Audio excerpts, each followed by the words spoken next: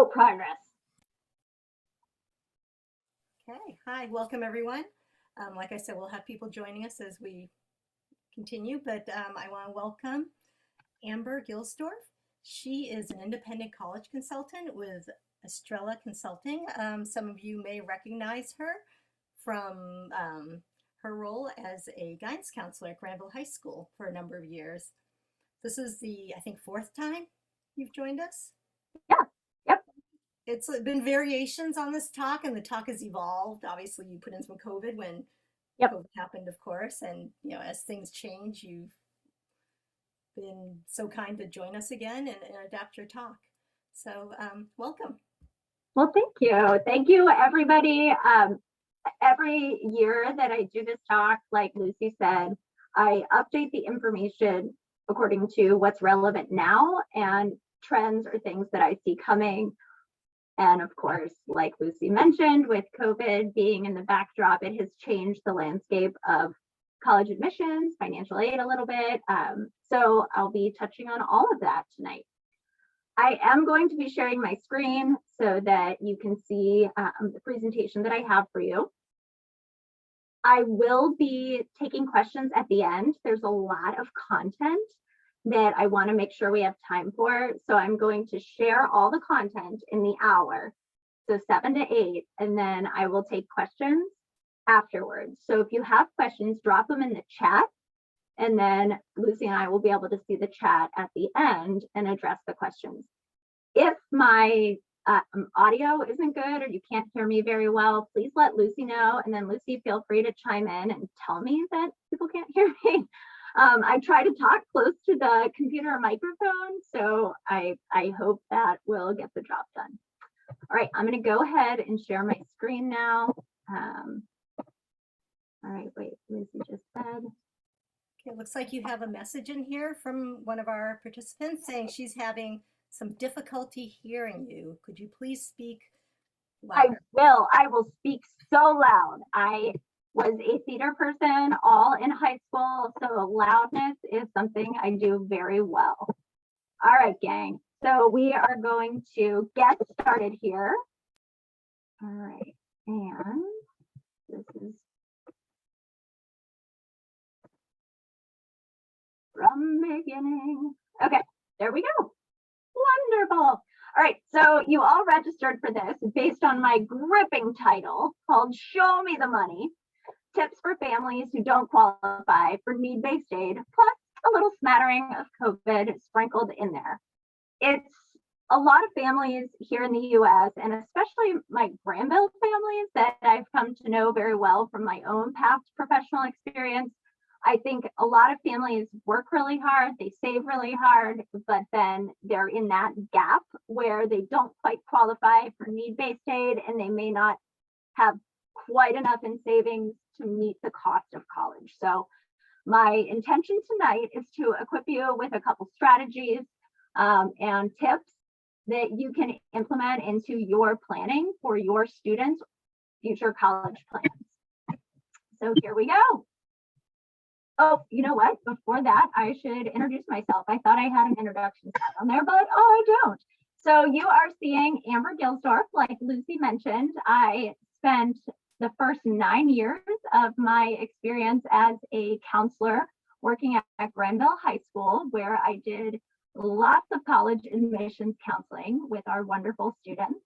And then from there, I transitioned into the private sector, where I now work for a company called Estrela Consulting.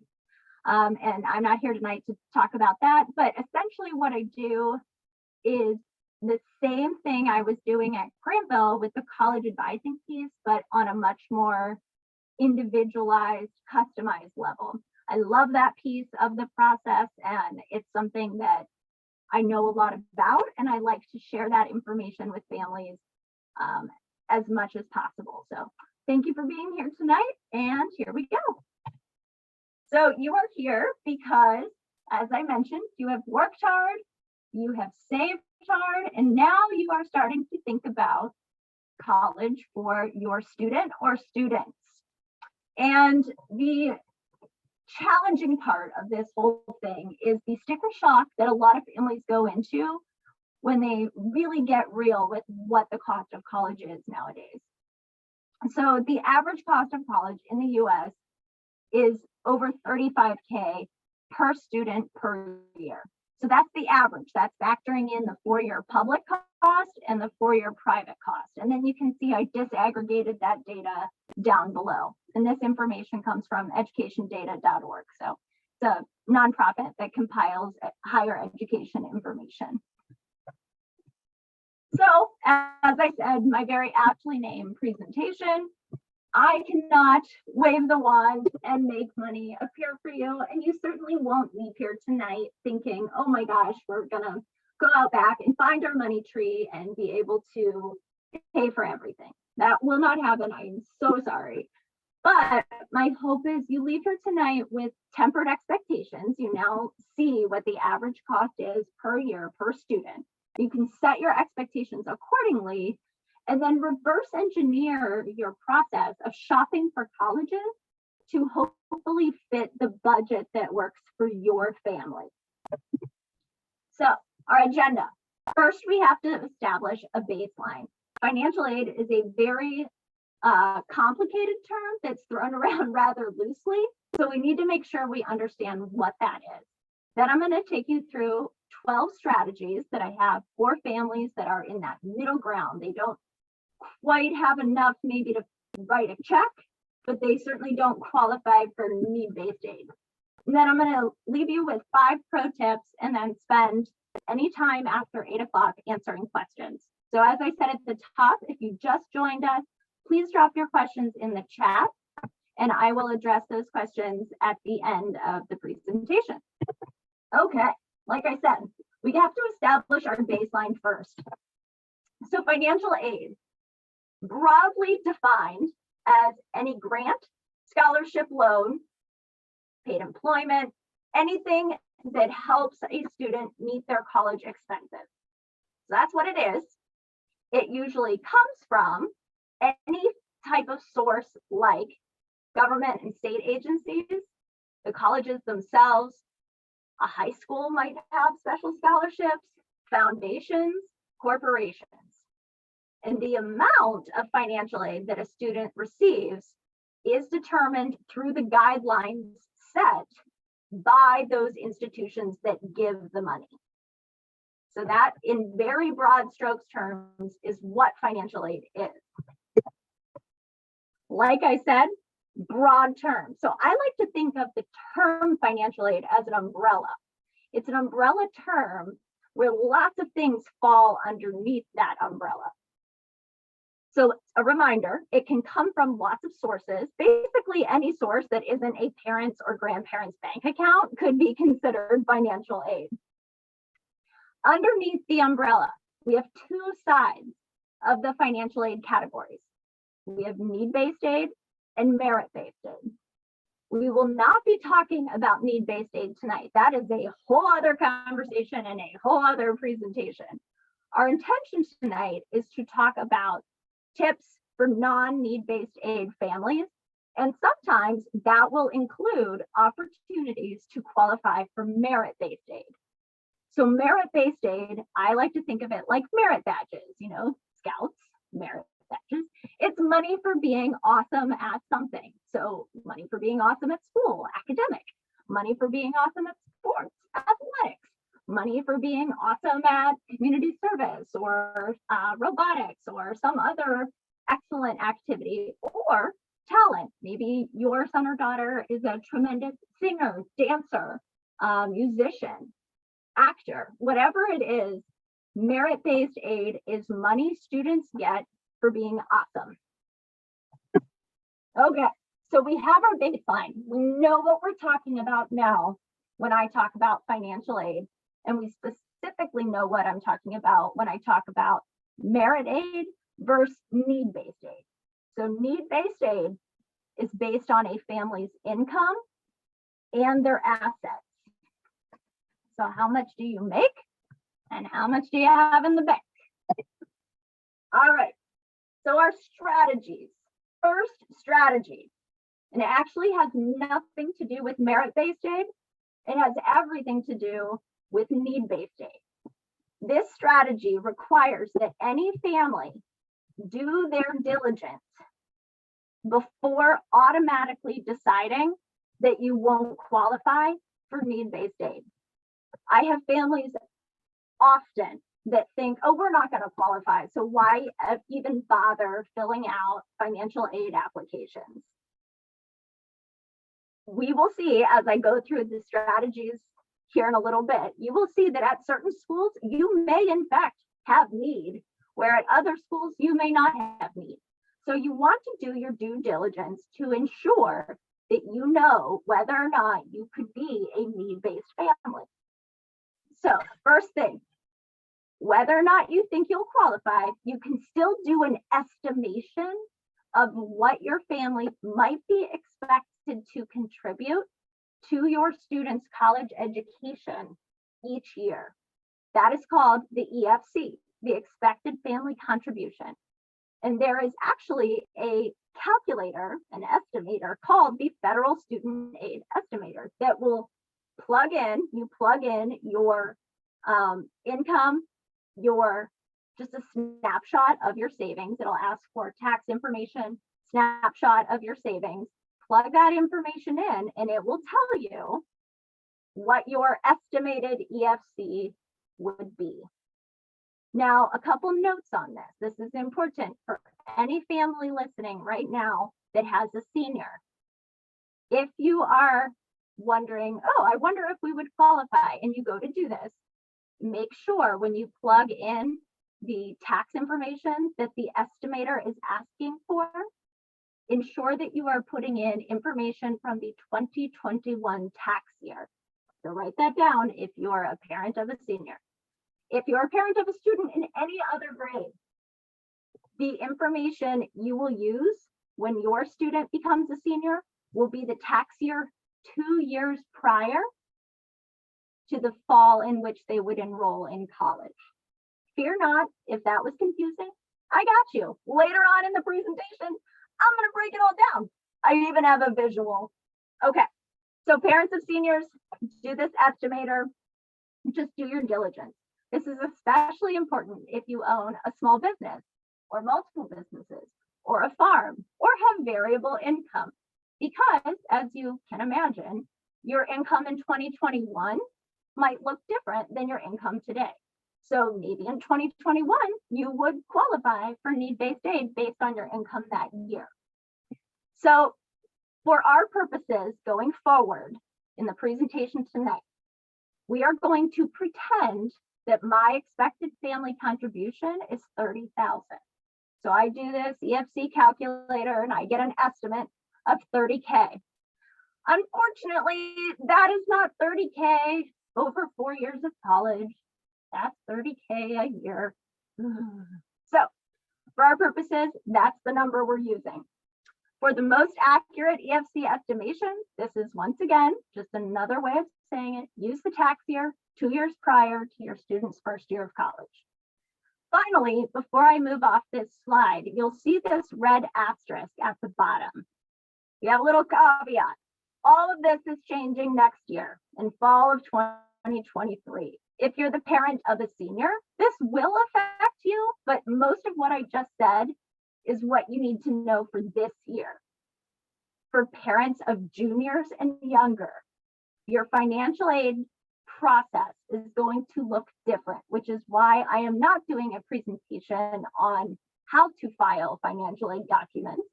That will change next year.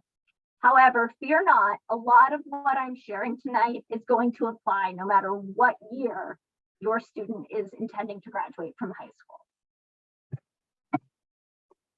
school. Come on now. There we go. Didn't like that. Okay. Timeout question. This is a little bit of a COVID comment. What if my income situation has changed drastically due to COVID or any other unforeseen thing in the past 2.5 years, and therefore would not be reflected on that 2021 tax information that you as a parent of a senior possibly are trying to use to file for financial aid?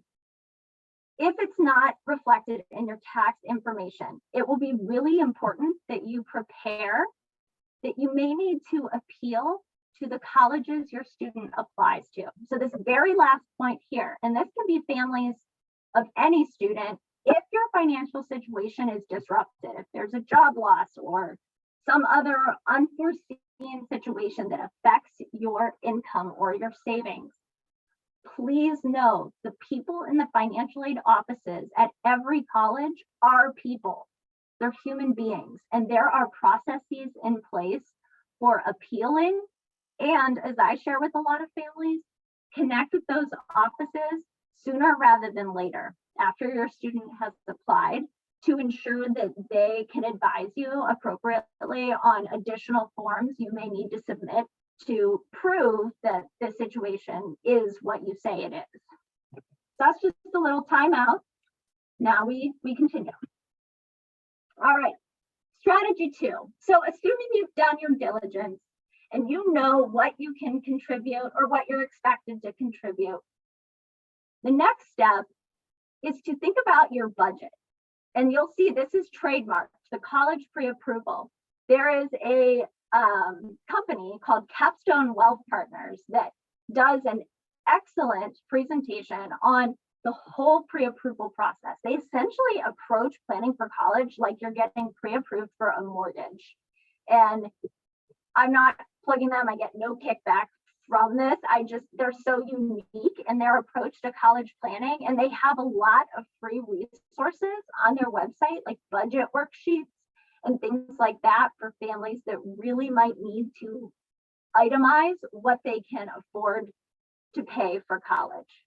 So this process in planning for college, we do this nowhere else in life. I see families so many times that in my first meeting, their approach is, we'll see where our child gets in, and then we'll figure it out. That's not what we do when we buy a home. It's not what we do when we buy a car. Most huge financial decisions should have a budget in mind. So when a family is thinking about this pre-approval idea, they want to determine their budget before they start putting together a list of colleges. So take an inventory. What can you afford to pay for college? So do you have money set aside? Is there a 529 plan? Are there other assets that you're planning to use? Are there alternative savings accounts? Like, I don't know if you've heard of an UTMA or an UGMA. These are different growth accounts that could be in the student's name or your name as the holder of the account with the student as the beneficiary. There could be other savings. Perhaps grandparents have been saving or setting aside money. There could be monthly cash flow that you're not considering that could support your student. If you think about what you put in monthly to house and clothe and pay for your child, that money won't be going into your own home anymore with them under your roof. It would be going into paying for their college. And that's estimated to average around $300 a month, especially if you have a child who's involved in things like lessons or athletics, where you're paying money regularly for supplies, equipment, lessons. So that would go away in college and could then be reallocated to the plan for how to pay. Do you have monthly savings for college going into a 529 or some other savings plan already? So that's money that you already are mentally spending on college that could continue to be spent on college when your child is in college. Additionally, there's the American Opportunity Tax Credit. So families below a certain adjusted gross income level can qualify for up to $2,500 per year per eligible student on their taxes. So if you think about it in a reverse way, that's money back into paying for college.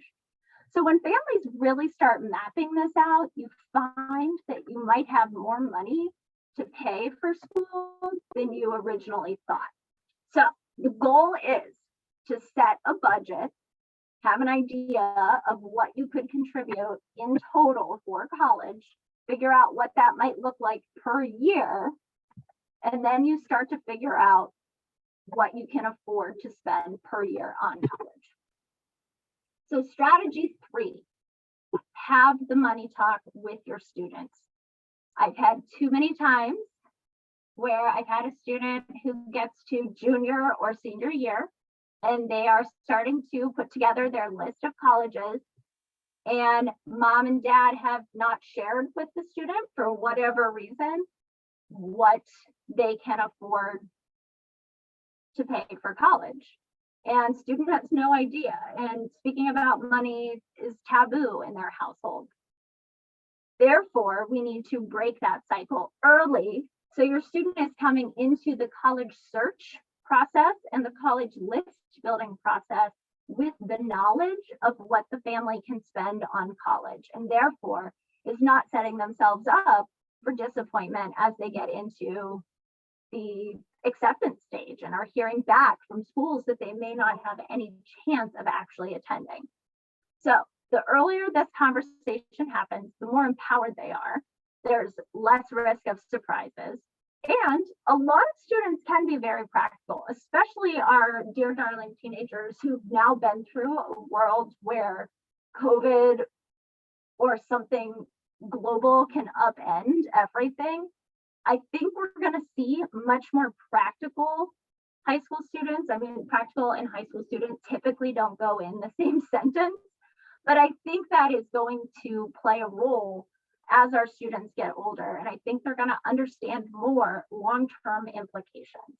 So if you have a student who's considering graduate school or some kind of professional school after their undergrad experience, really have them consider the long game. You don't want to pay crazy amounts of money up front to only later not be able to afford to help them down the line. The other thing families can consider is whatever the student is at, of course, senior year of high school, intending to major in, what are the average earnings for that profession? And we all know students change their mind because they're 17 and 18 when they go to college. They might not have a sense of what they're going to do. But usually I have students pick 3 to 4 of the top professions they're considering. And we look at the average salaries of those professions. What are the average earnings? And then that gives you some information too about what they might be able to afford in any kind of repayment plan. So the more information students have on the front end, there's a chance they would be more motivated to get strong grades throughout high school, prepare for testing, do the things that help earn those merit scholarships, and help motivate them to apply for scholarships. And then, of course, we have the added bonus where students might have learned some budgeting somewhere in there and some life skills by having this conversation earlier. All right, so how do you shop within your budget? I talked about making a budget. Knowing what you can afford to spend. I talked about talking to your student about the budget, but how do you actually build a college list that's within the budget that you can afford? So the first step is to set the maximum student loan amount.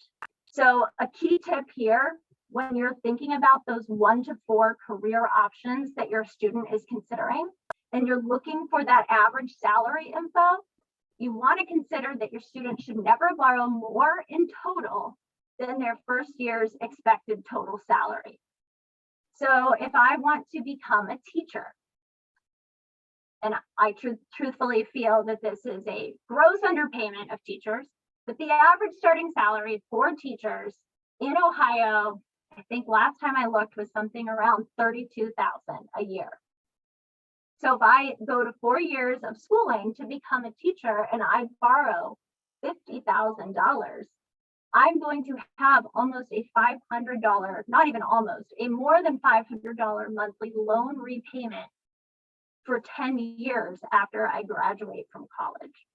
That is really difficult to swing when your paycheck per month might only be $2,000 a month after taxes and all the things that are taken out.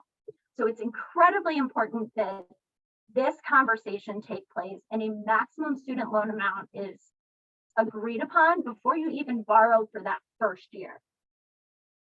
The other thing that can help with shopping in the budget, there is a federal law that says every college or university has to have a net price calculator on their financial aid website. So every school, you can go to their financial aid website and find their net price calculator and plug in your tax information and, again, a snapshot of assets and get a estimate of the bottom line of your out-of-pocket cost at that school per year. So it's an estimate, but it's a ballpark estimate. You might be able to see, oh, if my student applies to these 10 schools, here's what we would be paying, an estimation of what we would be paying out of pocket at each of those schools per year. So net price calculators are great. If you go to a college's website, some are right there, right on the financial aid website, easy to find. Not all websites are created equal, so some of them you will have to dig for. I like to go just to the little search bar at the top of a college website and just type in net price calculator. I don't even mess around. And then I can find the calculator and go right to it. A few cautions about net price calculators. They are great for that ballpark estimation. They are not the truth and the one truth. They can be limited based on outdated tuition and fees. So colleges don't necessarily have to update their net price calculators every year. And we've all seen the headlines, the rising cost of college. Oftentimes every year tuition rises anywhere between 1% and 5%. So if a net price calculator hasn't been updated for 2 years, you might be getting an estimate based on the tuition fees from 2 years ago. So take it with a grain of salt, but take it as a data point that can help inform your budget, your list of colleges with your student. So if you're going to do a net price calculator, they typically only take about 20 minutes if you have all the information compiled. So if you're a parent of a senior and you have a student right now that has 7 schools on their list, you would want to go through potentially, if you're at this talk, this would probably be helpful, go through and do the net price calculators at each of those schools. And you will need the W-2 information for all parents that live in the household, your student's W-2 information, and the asset value for all parents in the household. Thankfully, retirement accounts are not considered for financial aid for college. That's financial aid for retirement. And then the asset value for all students in the household. So when I say all students, yes, that means if there's 3 younger siblings and they have assets in their name, they still all get factored in. They're looking at the total asset value. Then some net price calculators ask for your student's GPA and, if known, test scores. If you see that, what that tells you right away is that the net price calculator estimate is also going to include a line item of potential merit scholarships.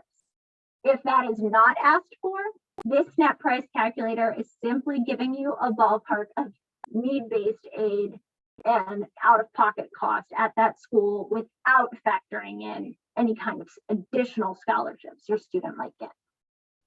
The other thing you'll be asked is your remaining mortgage balance, as well as your estimated home value.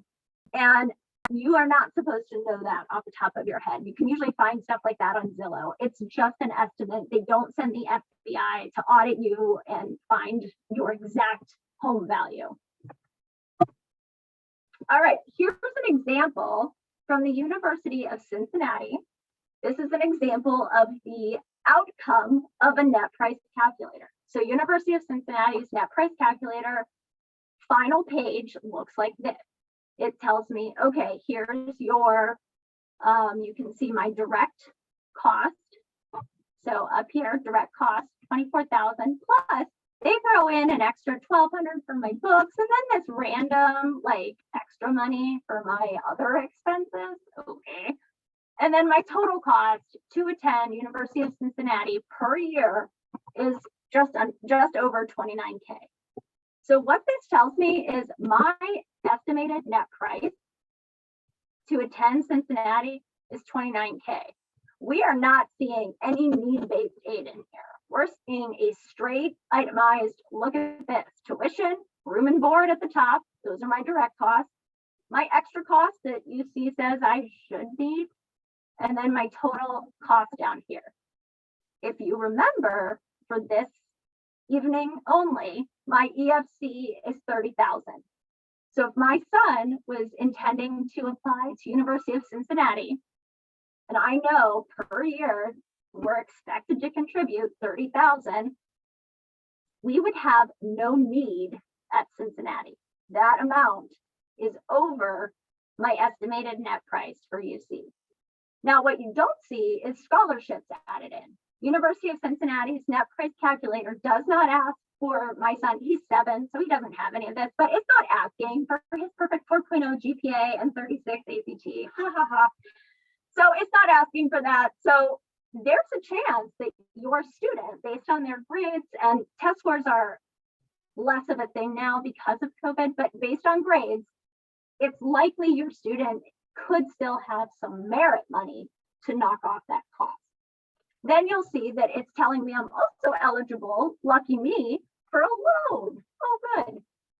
So this is one example of what a net price calculator looks like at the completion. Now let's look at another example. Keep in mind, I have 30,000 that I'm expected to contribute, but my son with his perfect GPA and test score, in this hypothetical situation, is also applying to Case Western. And you can see at Case Western, they show here at the top, this is the total cost of attendance. This is based on fall of 2020. So remember I mentioned limitations of net price calculators? He would be enrolling for fall of 2023 if he were a senior right now. So we know this number is going to be a little bit higher. But this is, again, an estimate, not an exact. So total cost of attendance per year at Case is this staggering amount. However, based on my family, they're saying, oh, you can qualify for 32,000 of this total gift aid. Okay. And then we're also going to throw in campus employment for my kid, some loans, lucky us. And then it gives me my total remaining cost. This, whoops, that's not what we want. This is what remains out of pocket. Now, what they do down here, if you'll see, my net price is $40,302 at Case Western. They've added back in this other aid, the employment and the loan, because my son doesn't have to get a job if he doesn't want to, although I can tell you he will want to with me as his mom. And then he doesn't have to take out those loans. So the net price for us would be $40,302 at Case. That's what, in theory, we would be paying out of pocket. So I know you're thinking, well, wait, I thought your expected contribution was only 30,000. That's true. And that's why I qualified for this 32,000 gift assistance up here to knock down the total price. Now that's still more than what I was expecting to pay. However, it's not this total cost. And this helps me budget now. Okay, if my son applies to Case, we're going to be paying $40,000 a year approximately for him to go there. If he goes to Cincinnati, we know it's going to be under $30,000 a year for him to go there. So this is how you can start to figure out what colleges can make the final cut for your student. This is giving you ballpark information.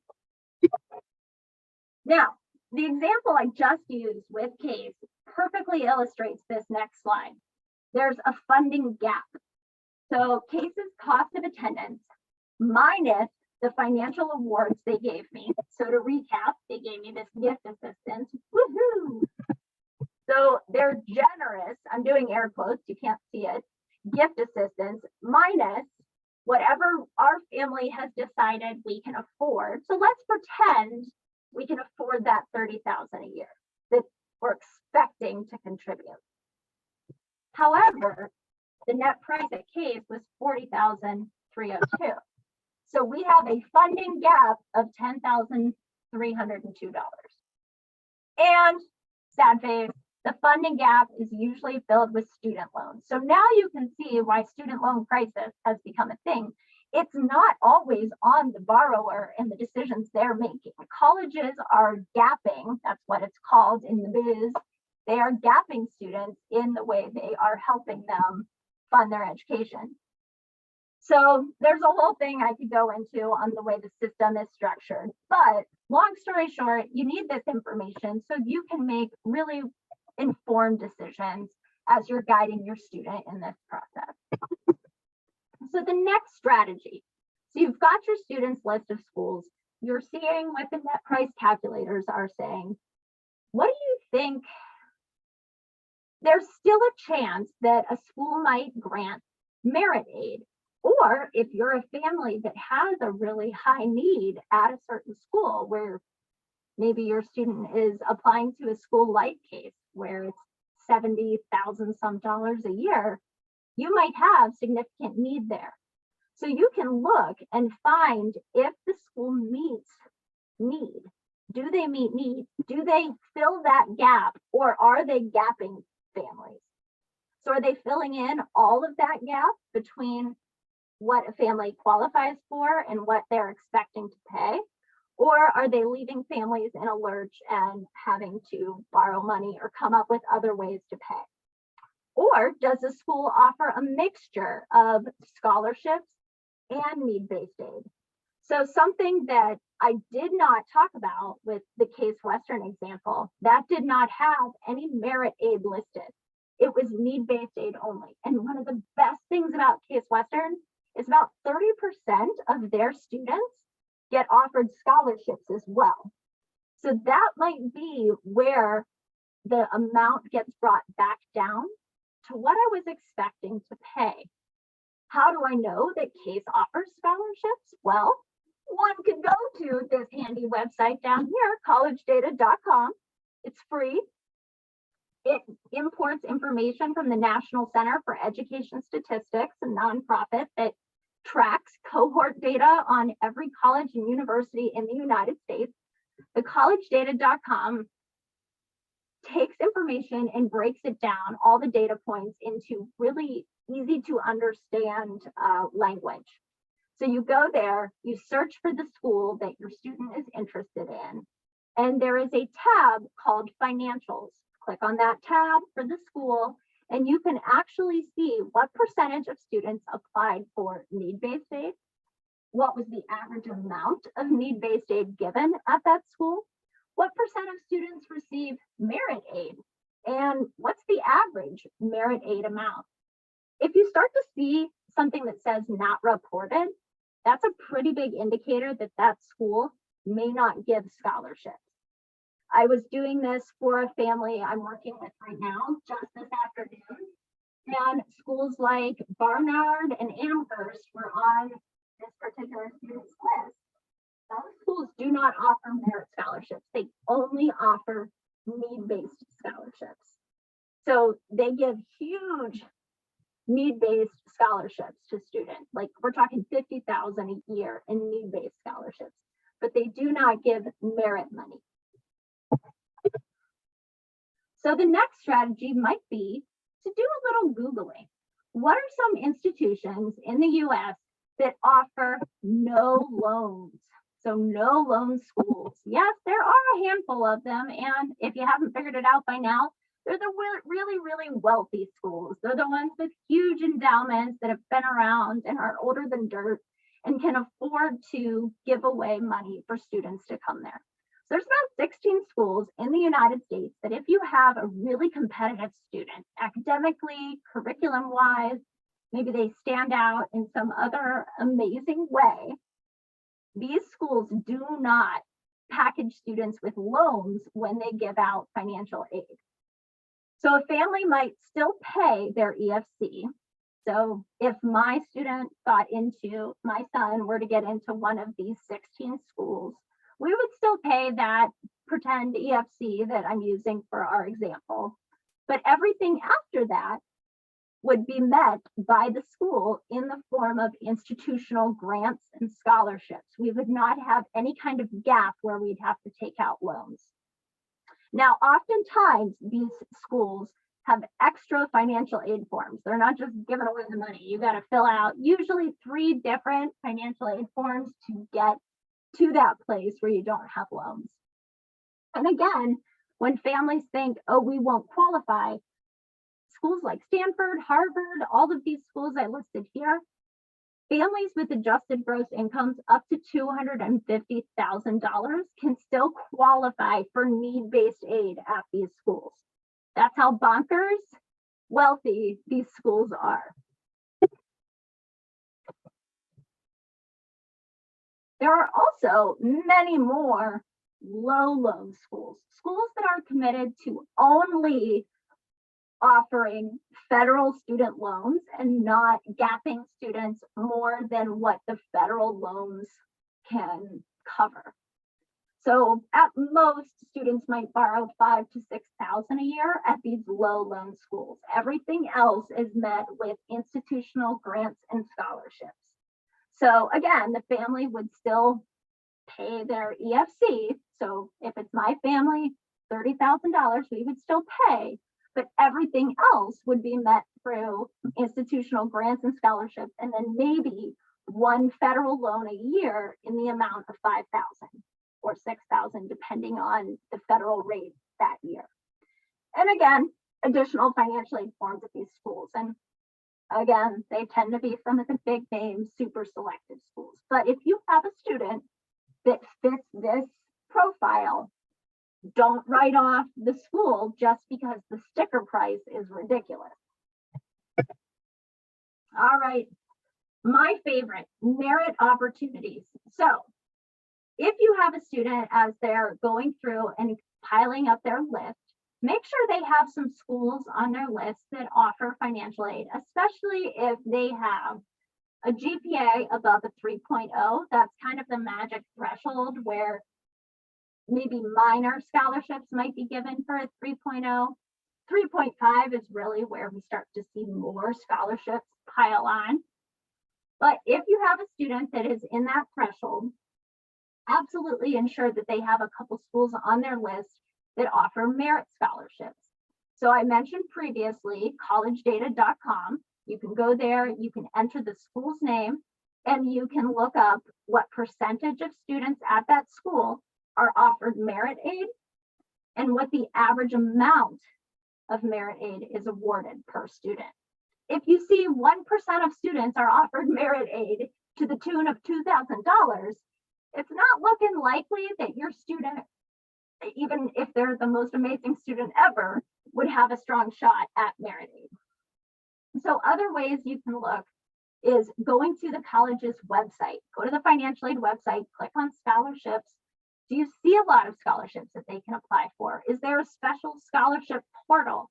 Like Indiana University, for example, after students apply, you can see right on their financial aid website, they have a portal that students can make an account and apply to IU specific scholarships. So are there lots of options for them?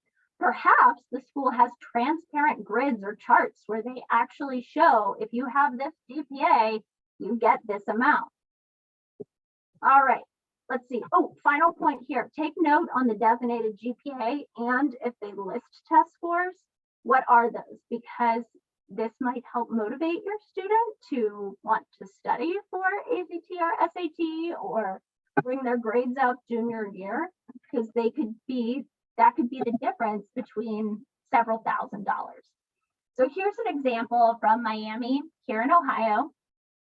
The Ohio resident column, that middle one, you can see that it scaffolds starting at 3.5 GPA all the way up to a weighted high school GPA of a 4.3.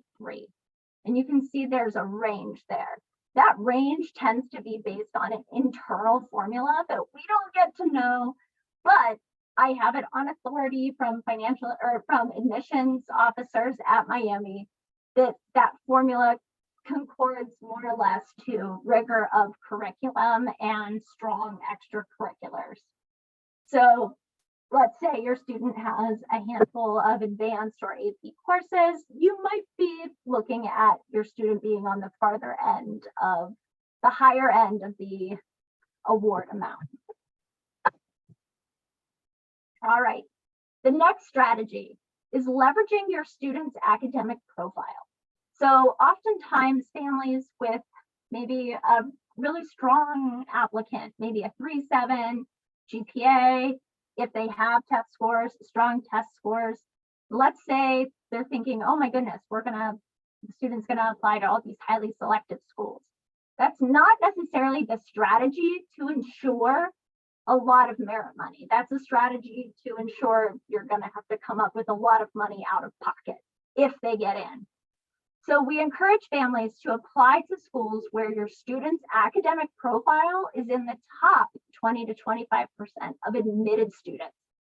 So you can find those schools on various, college search engines like Naviance, Score, College Data, College Board. College Board's a great one because you can actually set the range, like the acceptance rates, to be in a certain range and see what schools fall within that criteria. You want to avoid schools with acceptance rates that are 25% or less. Those are the schools that I just listed off when I was talking about no loan or low loan. One to three of those schools is one thing, but having a list that is very top heavy with highly selective schools, unless you have a plan to pay for it and it's not going to be any kind of burden to your family, I would steer clear of the majority of those highly selective schools so your student has a chance at getting some merit scholarships. The other thing to consider about highly selective schools is most other applicants are super competitive as well. All right, so this is just another visual, a way to look at it, the continuum of selectivity and affordability. So at the top, we have selectivity for admission. So you see likely / safety, and at the other end is reach. And this tells you schools where students' statistics are in whatever percent of admitted students. So what does that admitted student profile look like? We have the same for affordability. So ideally, the list works for your family. You want to have a couple schools that you would consider you can safely afford them, where your student is likely to receive a high amount of merit or need-based aid, and the cost of attendance is in a range where you have no difficulty funding anything out of pocket. A target school for affordability would be where your student might receive some merit money, some need-based money, or the cost of attendance is not one that is so crippling that you can afford to fund it, but you might have to do a little bit of borrowing. We're talking maybe one federal loan a year. Reach schools from an affordability standpoint are some of those highly selective schools. Like Northwestern is a great example. They only give need-based aid, and they give like 1% of students get merit-based aid. And oftentimes that's reserved for athletes. So that would be an incredible reach school if your budget is paying $30,000 out of pocket and you don't qualify potentially for a lot of need-based aid. So the next strategy would be looking at scholarships. And every year families think, oh, I'm going to set my student up where they're going to apply for all these big national scholarships. I've had very few students who've been where that's really possible. National scholarships have a huge competition pool. It doesn't mean your student couldn't get it or couldn't get a big national scholarship, but paying attention to local scholarships first really pays off. These are local in that they're regional. A lot of students, you're only competing against students from maybe your same high school or maybe just that county. So sticking with local scholarships and really targeting those ones is the best place to start.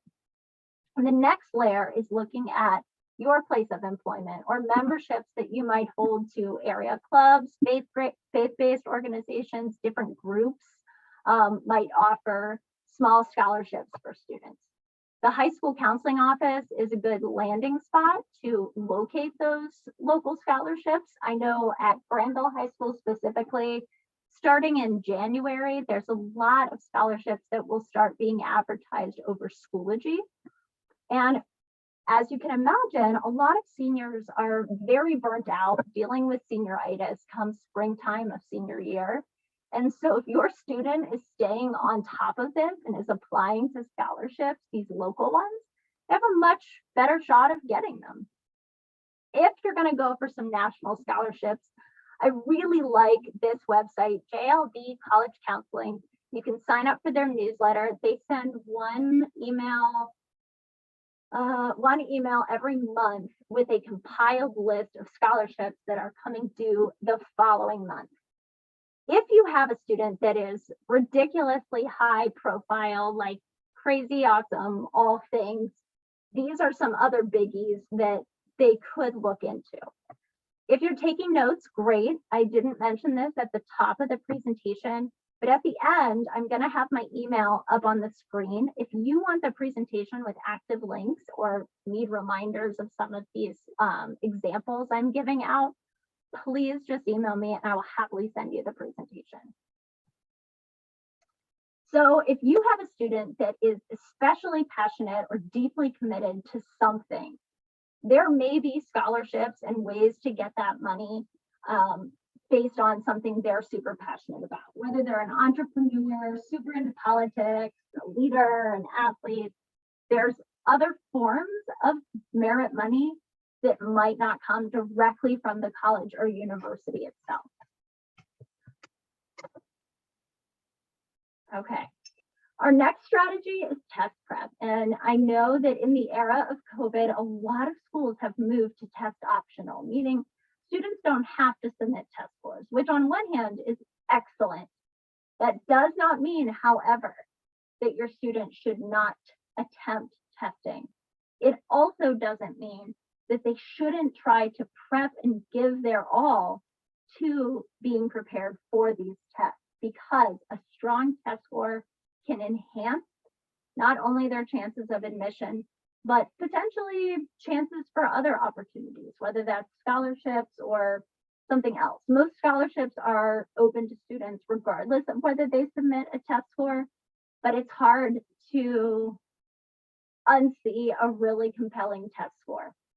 So it's absolutely worth your students' time to give their all to preparing for ACT or SAT. So that can be, the testing plan can start with the PSAT that will be in October, then a practice ACT, compare those tests, determine which test is your student's stronger test, complete some test prep that might be in a group, that might be online, that might be through individual tutoring, compare those tests, and then take the official test. And that will be the test you want to continue to have your student take to build their score, to improve their score as they go through high school. So as I mentioned, COVID has impacted ACT and SAT requirements. A lot of colleges have rolled back the requirement for requiring ACT or SAT. So about 44% of students who applied to college in the United States last year submitted test scores. We're in the very beginning of this year's application season with this year's seniors, and a majority of schools are test optional again this year, which is awesome. But there's been rumblings and already some ripples of schools that have returned to requiring test scores. Famously, MIT, Georgetown, those are two biggies that people really like. And then we also have some smaller, less commonly applied to schools like University of Tennessee. They have returned to requiring test scores. So going forward, for parents of juniors and younger, it will make a lot of sense to have your child prepare as though tests are going to be required again. And if the schools your student applies to do not require tests, awesome. But I wouldn't make that your entire plan. Now, if you do have a student who maybe traditionally, historically has not been a solid test taker for whatever reason, then there is a list of schools. It's updated every year. That's fairtest.org. This list of schools includes every school in the country that is test optional. Now, I just mentioned some of those could change significantly next year. But if you want to start looking ahead and thinking, okay, this school has historically been test optional, you can maybe make a plan for your student with that, with some test optional schools on their list. All right, this one, strategy 10, decrease wealth. I always caution families to work with your financial advisor on this one. There could be ways to potentially strategize how to decrease assets in particular to lower that amount. Therefore, changing what your need might look like, especially at schools that are much, much more expensive. So working with your financial advisor to look into those areas. This is especially true if your EFC is under $100,000. It would make a lot of sense to work with a financial advisor. If your EFC is $300,000, you're not going to be able to decrease your assets enough, most likely, to get you to a place where you qualify.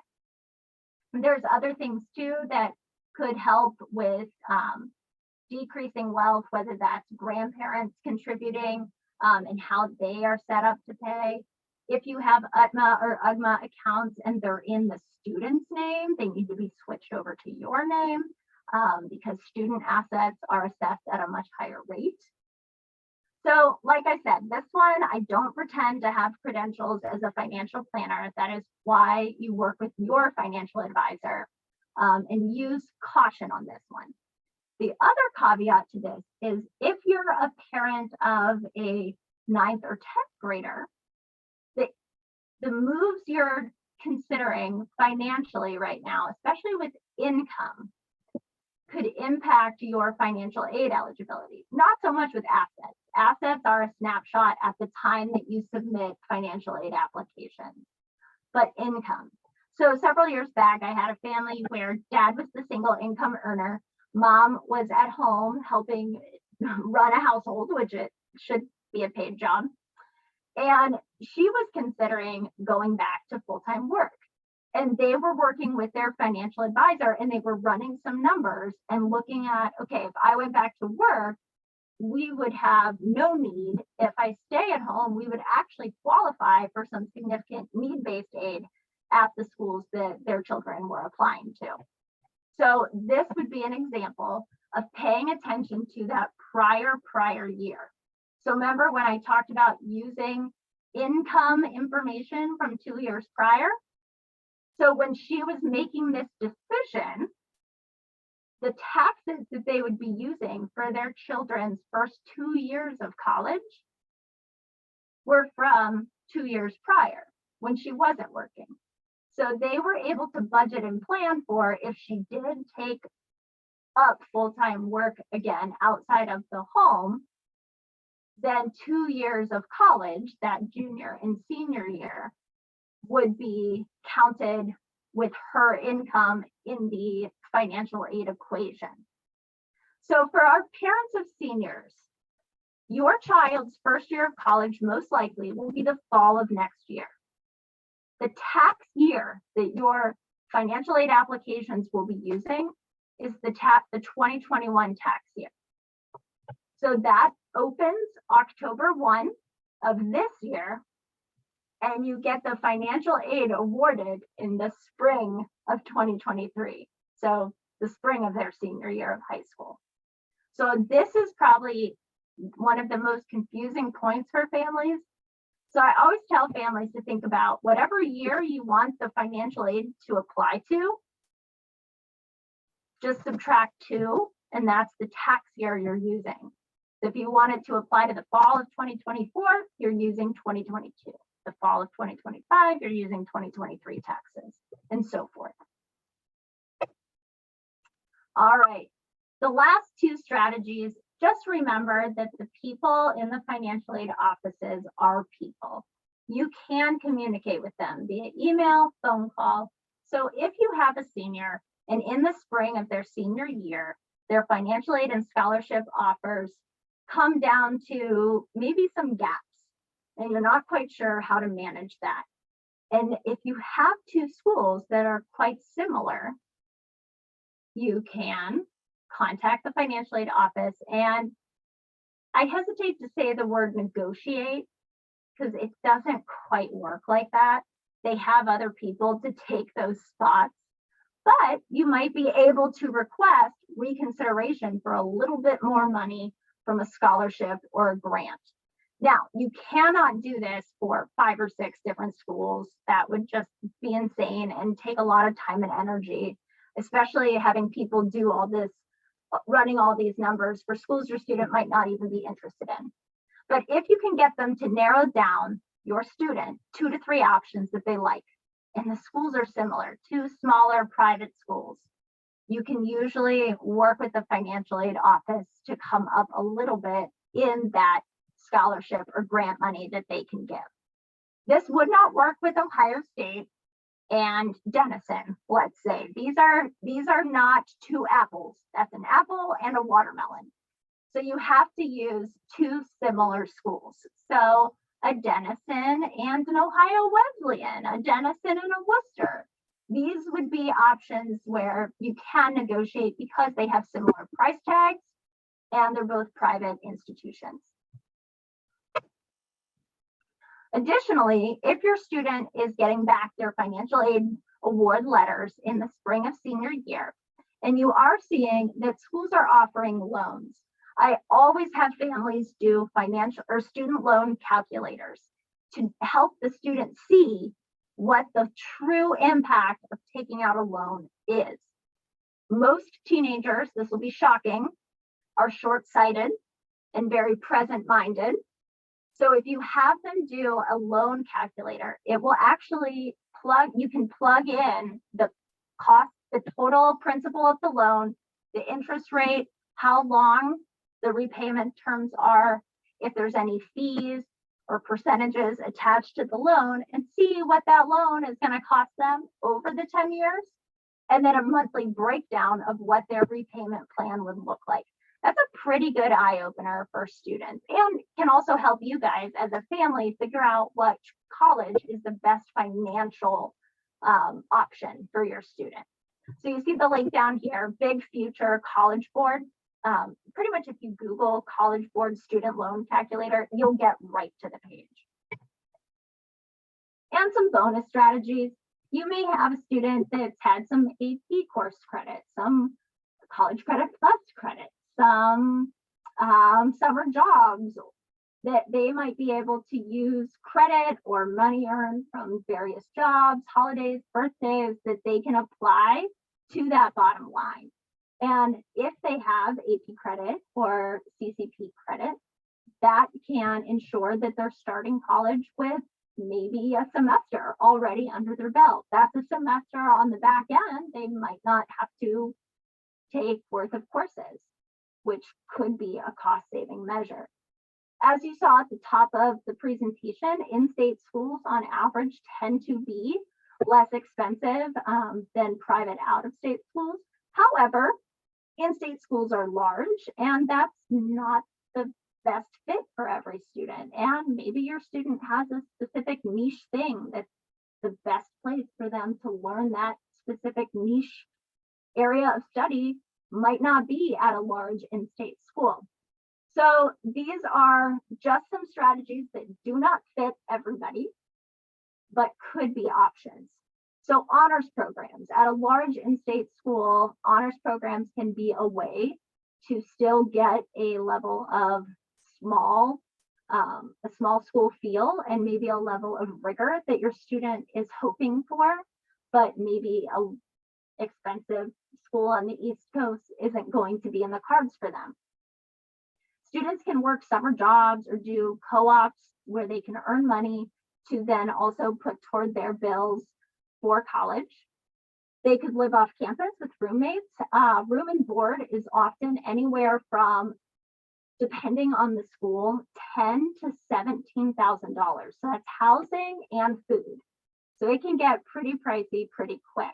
So living off campus with roommates is a quick way to reduce that cost, especially after the first or second year of college. Some families I've worked with have chosen to purchase houses off campus that can be rented for cash flow. Some students can, if they have the skill set for it, apply to be a resident advisor, where there's usually some housing costs that might be subsidized in exchange for serving as an RA. Other students who are especially professional minded could do a fast track program. For example, like we see a lot of like pharmacy or physical therapy programs, like a lot of health science programs specifically, where students can get their bachelor's degree and their doctorate degree in the span of 6 years. So fast track programs could be a cost saving measure. And then the big one that families forget is upperclassmen scholarships. Once your student gets out of their first year of college, there's a lot of scholarships that open up at their specific institution for students who have now, been there a year and have maybe chosen a major or have gotten involved in a club or activity that there's a specific scholarship for. So as I mentioned, I have a couple tips and then some Q&A time. So my pro tips for all families listening to all of this information: start some kind of tracking mechanism for each school that your student is interested in. Keep in mind that a public school out of state isn't necessarily cost effective. Penn State, for example, it's going to be about $57,000 for an Ohio student because we are not in state in the eyes of Penn State. So compared to Ohio State, for an Ohio student, that's a pretty big jump in cost. If your student is interested in out-of-state options or a program is better for them that's elsewhere than Ohio, private colleges can be, not always, but can be more cost effective. And then, as I mentioned, this is changing, but the EFC for families of seniors, this is the last year of the EFC, it will become the Student Aid Index. Families can recalculate this every year, especially if your financial situations change. For families with seniors currently, if you have multiple kids in college, your EFC is divided by the number of kids in college. That is going away next year. So you get 1 year with that benefit, and then that'll change. Here's a biggie, number 4. If you find there's no way you're going to qualify for need-based aid, it is absolutely still very wise to file the FAFSA, that is the free application for federal student aid, because the only way you can qualify for a federal unsubsidized loan is if you file the FAFSA. So let's say you don't file any financial aid applications, your student goes off to college, and then something unforeseen happens and you need to request from the university that they help you out in some way. If you have not filed a FAFSA, they cannot offer you a loan. They cannot do anything to assist. So I always tell families, unless you have a backup plan for a backup plan, file the FAFSA just so you have access to the loan if something happens and you need the loan. And then for students who end up being awarded any kind of merit aid, keeping your merit aid is always contingent upon the terms set forth by the institution granting that scholarship. So it may be you have to keep your grades above a certain GPA, or you have to be like College of Worcester, I mentioned that earlier, they have a performing arts scholarship, but students have to participate in a choir or a band to keep that scholarship. So there may be some contractual obligations that students need to meet to keep their scholarship. So above all, I know this is a lot to take in, and I know it requires work. And right now, in a lot of ways, that's because in my opinion, there's things about the system that don't work. And it puts a lot of pressure on the families to do the research, to make the right decisions for their child. So I know it's a lot, but if you put in the work, you do the research, and you include the student in that, you're going to be helping them and teaching them about making these sound financial decisions. And in the process, we can only hope that something happens with colleges where this massively huge cost of attendance starts to come down. But pinning my hopes on that seems less likely than encouraging all of you to do research and make a spreadsheet. I don't know, but that is my hope. So, as I said, this is my email. Please do not hesitate. If you want the presentation with all the active links, I will just give away for free, because the more people have access to this information, the better decisions you can make, the more informed decisions you can make. So shoot me an email. I have a crazy day tomorrow, so I will likely be responding and getting this back to you. Probably by the end of the week, you'll have the presentation.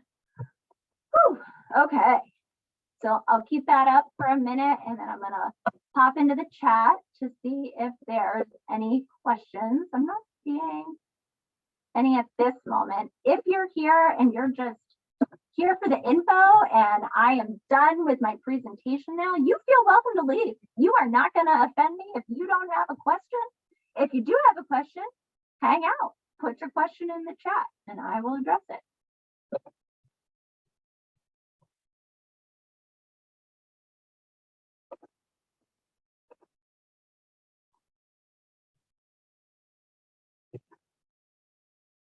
Oh, wonderful. A really good question.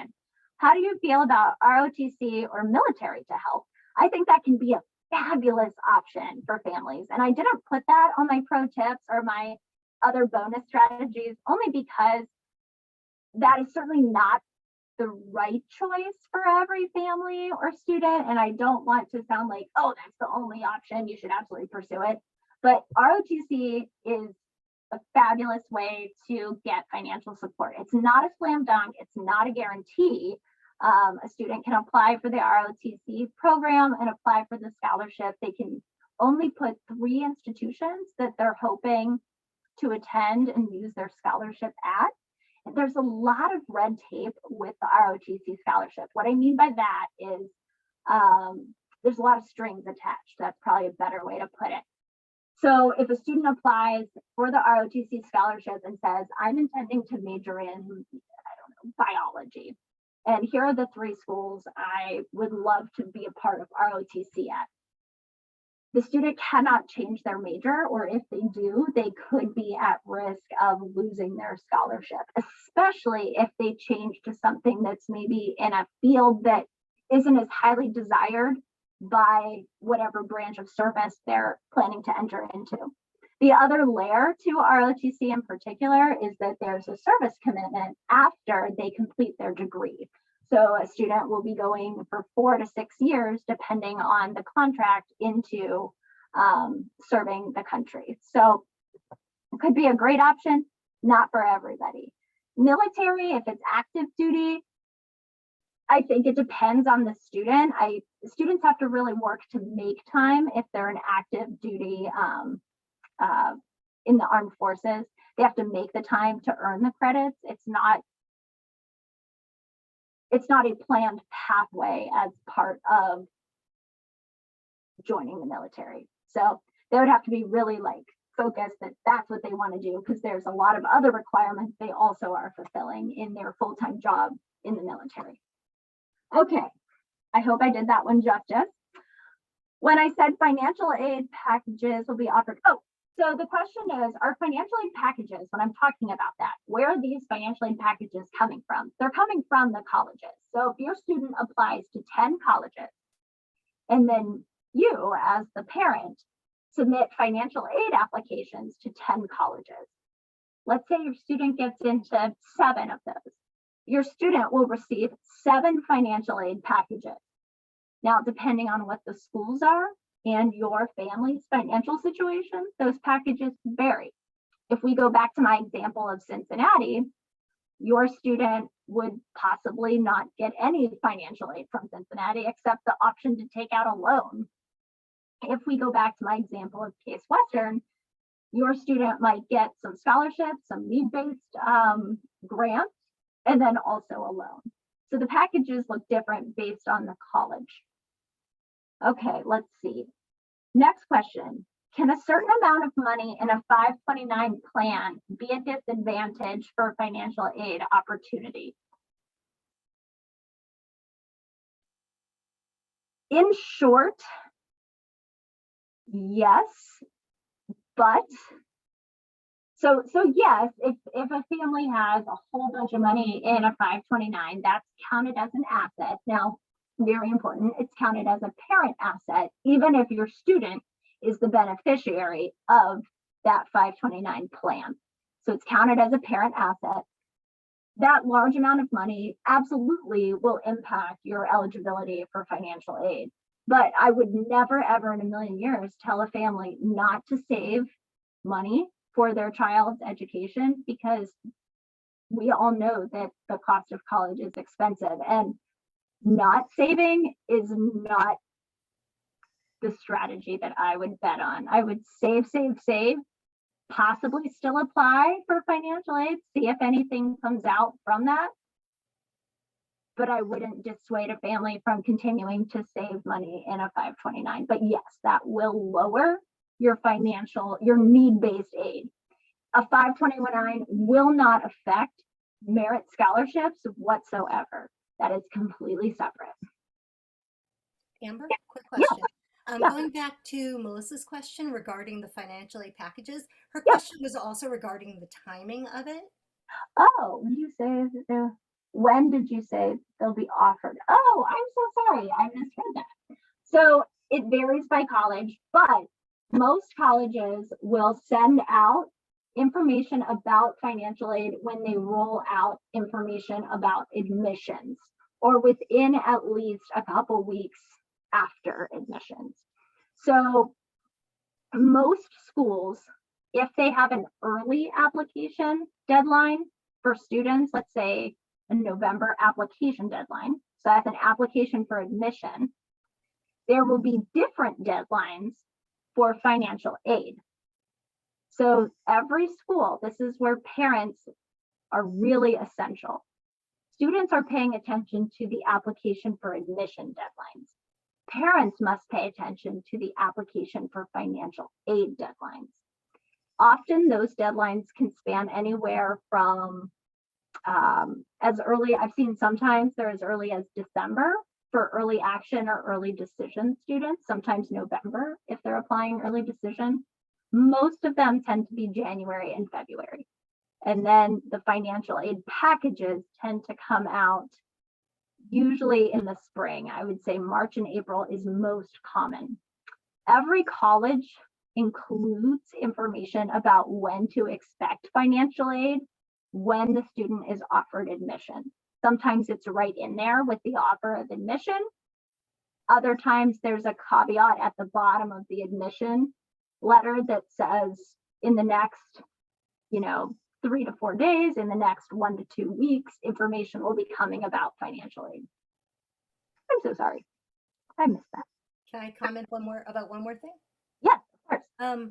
Regarding the 529 plan, the question regarding the disadvantage of having that financial aid opportunity, you mentioned that because the student is the beneficiary, it counts less toward their financial aid or their assets.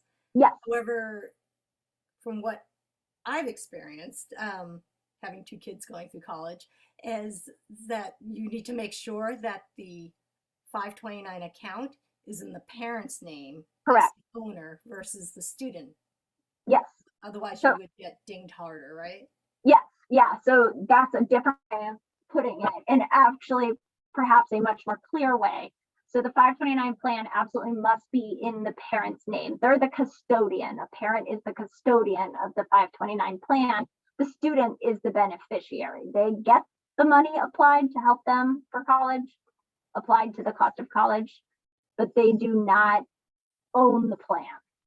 And if you know about like some of the underlying things of 529s, you can roll them to other students, like other children you might have too. And that's because you as the parent are the custodian of the plan. You control the plan. So, ooh, these are great questions. I hope I did justice to all of them. All right. Yay. Okay. Very helpful. I will take more questions. Like I said, if you've gotten your questions answered or you have to ponder all of this for a while before you know what you need to ask, go ahead and sign out. You will not offend me. I'm happy to answer questions as long as people keep sending them. Otherwise, let me know if you want the presentation. Thank you, everybody. All right, I can probably stop sharing now. Give me a minute. Yeah, let's give it a couple more minutes in case anyone has any last minute questions. Yeah, these are great. I wish there was a silver bullet or a magic wand strategy. If there was, I would have put that as my only tip, and then we would have had a very short meeting. And I wish I had that. I really do. Likewise. I don't know. I always think, and part of why I was talking about continuing to invest in the 529 or continuing to save is we can hope for what changes might happen around us in the world for the betterment of future generations, but we certainly can't bet on them. So the 529 or any kind of savings tool at least ensures that we have some measure of control in our own hands. That's really all we can do. I feel like that's just life in general. Like we can only have a small measure. I know personally speaking, the 529 plan was so helpful, or has been so helpful. Yeah. So agreed. I mean, our kid is 7, but we have one for him that hopefully will have a good chunk of change by the time he gets to college. I'll say it never feels like enough, but I think that's just par for the course. Yes. Yeah. All right. Well, I would say we might be done with questions. So I'm going to say one last time to everyone who came tonight, thank you so much. I know giving up time, period, as a parent is really, really difficult. So thank you for choosing me to be the person you gave your time to tonight.